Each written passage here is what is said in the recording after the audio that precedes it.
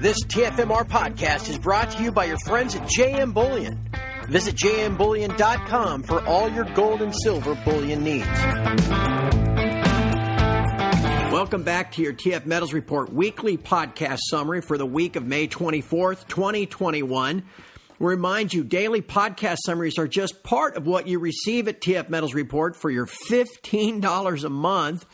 You're going to post every morning summarizing the overnight action of podcasts in the afternoon, podcasts in between with valued guests, and, of course, interaction with the great community. That is troll-free. That's all part of what you get for that 50 cents a day, an experience without trolls, without negative, bitter people distracting us off a message. And again, we do a pretty nice job of letting you know which direction price is trending. If you'd been with us over the last couple of months, you'd have caught the low in gold at 1680. You'd have caught the breakout through the true bull flag at about 1750 and a move through the 50-day at 1750. Everybody else was waiting for 1850 for confirmation of the breakout. If you've been a member at TFMR, well, that had saved you or maybe earned you $100 in COMEX gold. Again, great value for just 50 cents a day. Check us out at tfmetalsreport.com. As we began the week on Monday, May 24th, our focus was on COMEX silver, which had been in a downtrend for about a week. Some clearly aligned points on the chart showing us what to watch as the week went forward. Here's a pretty good chart for you, right? I mean, how crazy is this? Look at the 30-minute candlesticks. We've been getting slammed backward ever since we almost got to 29 early last week. And now look at how those points connect. I mean, come on, seriously? Well, manipulated market, your TA is no good. Oh, okay. But these points all just magically connect in a straight line, huh? Well, we've seen this lots of times. Lots of times.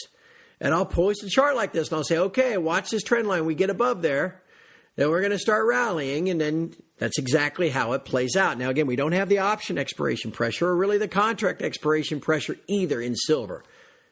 So, again, we'll go back to that dollar chart. If the dollar falls, starts getting below 89.50 and drops even farther toward 89, then silver is going to get through this trend line. And then you can see from there. I mean, once it's above 28, 28 and a quarter, maybe in 28.30, then we're going back to those highs of early last week. Now, if we we'll just keep following this trend line down, then we'll keep looking for support down there near 27.5. But man, what a clear and obvious line to watch. And I would encourage you to keep a close eye on it overnight and into tomorrow. One of the things you must realize if you're trading the precious metals or the mining shares is how much trading is done by pre-programmed computer algorithm.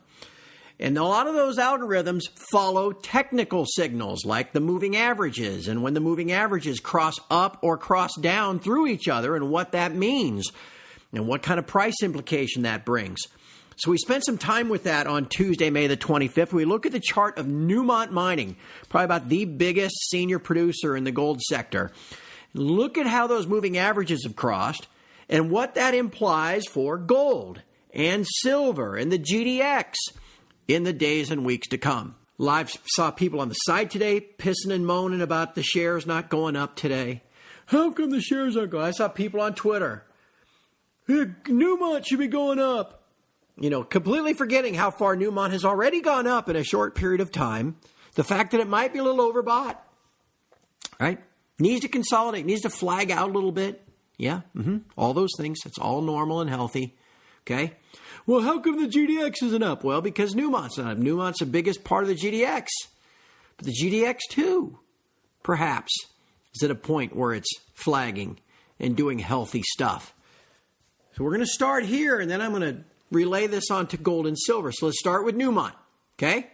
Notice, RSI, let's start there first, 68.46. Now, that's down from where it was a week ago. So it's just simply working off some overbought excess. I mean, it got almost to 75 a week ago. Okay? I'd love to see it come back down closer to this rising trend line of RSI. Yeah, could we get all the way down to 55, maybe 60, something like that? By just kind of going sideways for another couple of days? Yeah, probably could. But look how healthy this is. Again, huge surge from 55 to 75 in a quarter from the beginning of March. I mean, that's a pretty healthy move right there. What, 35% maybe? Okay, now it's just simply had this huge run this month alone. At the end of April, we're talking 62 to 75. That's almost 20%. And now we're flagging. That's all this is. That's all we're doing. But I want to point out some very important other final features to you. Notice that the 50-day is above the 200-day, but you're just about to get a bullish cross of the 100-day up through the 200-day. You know how bullish that is, to have the 50-day above the 100-day, above the 200-day, and all of them sloping up. This is a bull market. Do not distress yourself over any one-day action, okay? I think I told somebody today, any one-day action is a short-term anomaly. It never means anything. It's got to be taken in total. And now see the little blue arrow I put on here? Look at that. That's when the 50-day first crossed up through the 100-day. And look at that was the low at 62, and we've been rolling ever since. But then look when the 50-day, follow it along. Look when it crossed through the 200-day. It surged again from 67 to 75. Okay? So as the 50-day moves up, the algos kick in and zoom. You with me? Okay, with that in mind, look at the GDX. On Wednesday, our focus turned to COMEX Digital Gold. And if you're a regular listener to these podcast summaries, you'll know we've been following a clearly defined up channel since that double bottom on March the 30th. Price looked like maybe it was starting to break out from the upside of that channel on Wednesday. But be sure to note that the short-term price of gold has gotten a little bit overbought, which means there's going to be some congestion and likely some consolidation in the days ahead. All right, so anyway, as we wrap up, let's just take a look at the daily chart of gold. It's a lot of the stuff that I was showing you yesterday. Again, first and foremost, note the RSI. Anything over 70 is overbought. You can look at the last time we were up at this level was back in early January, and look at what they did to us. I don't think that's coming again. Okay, that was enforcing of the bull flag that we've clearly broken out of now. The other thing we got to watch, though, that's important about today, remember how I've drawn this channel for you? And clearly there's a channel. Those two lines are parallel. We got out above that channel yesterday, and now look where we're holding now. Are we testing it as support? Normally, I might think so. But again, having this RSI up here at 74, almost 75, gives me pause. See that RSI trend line? I would not at all be bothered by a pullback sideways move. It takes it back down to 1880, maybe even 1875-ish early next week. And washes out some of that overboughtishness and get us back closer to that rising little trend line there. And then we take off and attack 1920. Wait a second, 1920. What, we get 1913 today? Why would 1920 be important? Well, other than the fact you could see the little support there earlier this year, what's 1920? Let me think about that. 1920 in COMEX Gold. There's something about that number that rings a bell. Let me think about it. There must be something. I know it's out there. Oh, yeah! 1920, the old all-time high from September 6th, 2011. Achieved just as the Swiss announced they were pegging the Swiss franc to the euro, which should have been positive news for gold, but instead it got whacked for $50 anyway. That's the significance of 1920. So you know how this works. If at one point it was important, it means it's still important. And that'll be the next key level to get over. That'll set us up for the run in June to 1960, 1980, even 2000. Okay, that we've been talking about now since 1750. For our Thursday conversation this week, we welcomed a new guest to the show, Tom Luongo.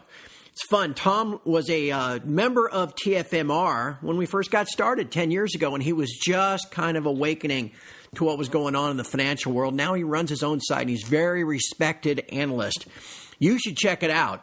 He does a fantastic job, and he did a fantastic job in our Thursday Conversation podcast. Of course, those are always free threads. You can go to TF Metals Report right now and listen to the whole thing. But here's just a sample of what we discussed in a conversation that mainly focused upon the pending implications of Basel III. So the big picture for me is, why now? Right. Why now? Because we know this is going to create an awful lot of dislocation. So why would they do it? Well, they never make these decisions. And the BIS, the IMF, the World Bank, the UN, none of these people, they're all in the pay, and they're all part of what we like to call the powers that be. I call the Davos crowd. There are multiple factions within the Davos crowd. There's multiple factions within the powers that be. And the more I think this through systemically, the more I really do the multivariant analysis, 7 players sitting at a table playing poker scenario, right? I'm like, someone's trying to run the table.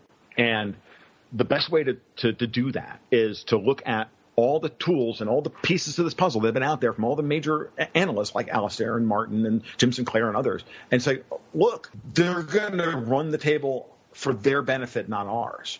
Go back to what Jim Sinclair told us all back in 2005. You're not going to make the most money in the gold bull market. J.P. Morgan is. Goldman Sachs is. The best you can do is ride the wave. Yeah. Right? So same thing here. Who benefits? Cui bono? Who benefits from a rising gold price other than us? And they don't want us to benefit. That's got to be them. And which one of them is it? Well, when the ECB can go bankrupt because we're staring at a sovereign debt crisis. I was talking to some people in Italy yesterday, some journalists and financial guys in Italy yesterday. And they told me, look, Italy's done. It's finished. They're going to rape it dry. It's not going to exist. Mario Draghi's been there to brought in to liquidate the country. So they're going to roll up the 2,400 tons of gold that the Italians nominally still have, and they're going to give that to the ECB. Mm-hmm. The only way the ECB cannot go bankrupt, as Martin Armstrong told us years ago, it can go bankrupt, is if, as the sovereign debt and the securities that they have on their balance sheet, which are garbage and are going to go to zero, and they're planning on issuing perpetual bonds anyway, how do you keep the ECB from going bankrupt? Well, you have to raise the price of gold because it's the only other asset they have that actually means anything. And Friday, May the 28th, brings an end to the trading for the month of May, with the U.S. markets and the UK markets both closed on Monday, May the 31st. So wrapping up what has been a great month and actually a pretty solid week, given the way the week looked to shape up. We're going to close up positive for both gold and silver. And we finished the week looking at silver. As you know, silver has yet to close above $28 on a weekly basis ever since this rally began a year ago. We may get there today, we may not. The banks are certainly aware of this, and price has been capped right below 28 through most of the morning. Even though we had some very strong inflation data in the U.S., bonds have actually rallied, and the dollar has given back most of its gains from overnight.